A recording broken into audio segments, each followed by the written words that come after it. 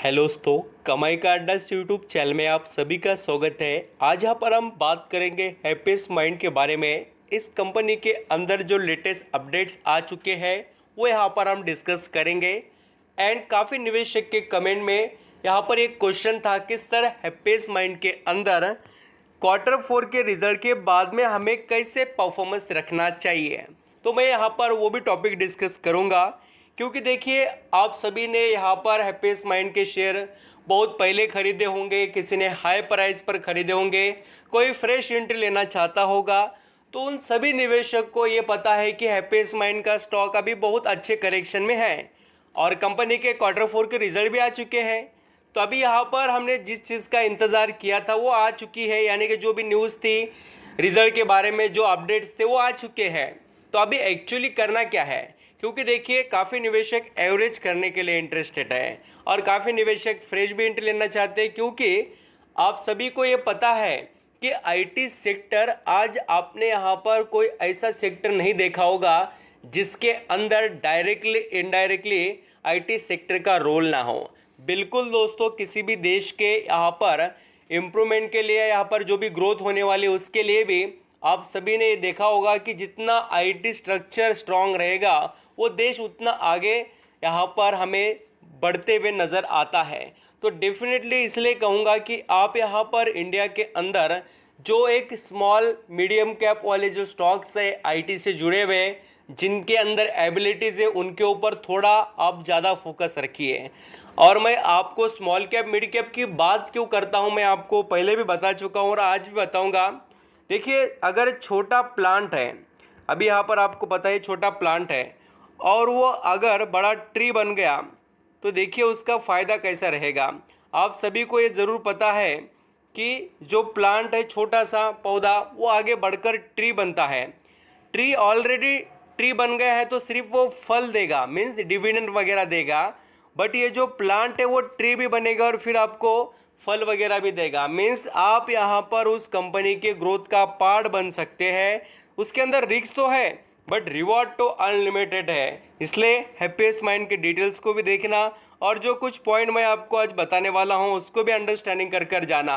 सिर्फ आपके 5 से 6 मिनट लगेंगे यहाँ पर, बट एक्चुअली जो आपको वैल्यूबल इंफॉर्मेशन चाहिए वो मिल जाएगी। स्पीड बढ़ा कर देखिए जिससे आपका वक्त भी नहीं जाएगा। चलिए स्टार्ट करते हैं हैप्पीस्ट माइंड के अपडेट्स। यहाँ पर दोस्तों आप देख सकते हैं कि हैप्पीस्ट माइंड का जो शेयर 887 रुपीज़ पर अभी फ़िलहाल ट्रेड कर रहा है। और अगर आप यहाँ पर टॉप टू बॉटम देखेंगे हैप्पीस्ट माइंड के शेयर को, तो ये 40% से भी ज़्यादा हमें यहाँ पर करेक्शन में दिखाई दे रहा है। तो देखिए इस कंपनी के अंदर जो करेक्शन आया है उसके पीछे सिर्फ और सिर्फ कंपनी के जो रिज़ल्ट, जो रेवेन्यू एंड जो नेट प्रॉफिट, जो रिज़ल्ट के अंदर सभी चीज़ें होती है वो उतने स्ट्रॉन्ग नहीं आए बोलकर ही इम्पैक्ट हमें दिखाई दिया था अब तक। अगर हम यहाँ पर ऑब्जर्व करें अभी एक Q4 के रिज़ल्ट को, वो यहाँ पर कंपनी ने कैसे प्रेजेंट किए, क्या परसेंटेज रेवेन्यू का इम्प्रूव हुआ है, सब कुछ मैं बताऊँगा। यहाँ पर आप देख सकते हैं जैसे कि हैप्पीस्ट माइंड का जो रेवेन्यू है वो 25% से बढ़ा है इस क्वार्टर में। इनकम देखेंगे दोस्तों तो यहाँ पर 10% से, और कंपनी का EPS वो 11% से इम्प्रूव आपको होते हुए नज़र आएगा। बट यहाँ पर एक इम्पॉर्टेंट पॉइंट है, वो उसको देखना ज़रूरी है और उसी से तो कंपनी की या कंपनी के बिजनेस की ग्रोथ है, और वो है मार्जिन। अभी आप बोलेंगे सर कंपनी का रेवेन्यू बढ़ा है, इनकम बढ़ा है और मार्जिन बोले तो क्यों यहाँ पर नहीं बढ़े। तो सिंपल एक फंडा है दोस्तों, आप सभी को पता होना चाहिए।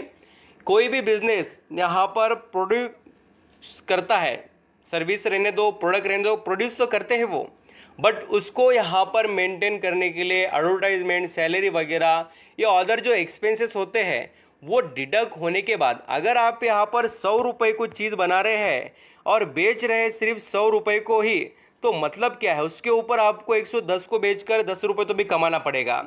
तो आप यहाँ पर जितने में बना रहे उतने में बेच रहे, तो आपको बच कुछ नहीं रहा है, तो मार्जिन आपके ख़त्म हो रहे हैं। आप सेल्स तो कर रहे हैं बट मार्जिन नहीं बच रहा है। इसे तो कहा जाता है कि इसके अंदर ही हमारा प्रॉफिट होता है।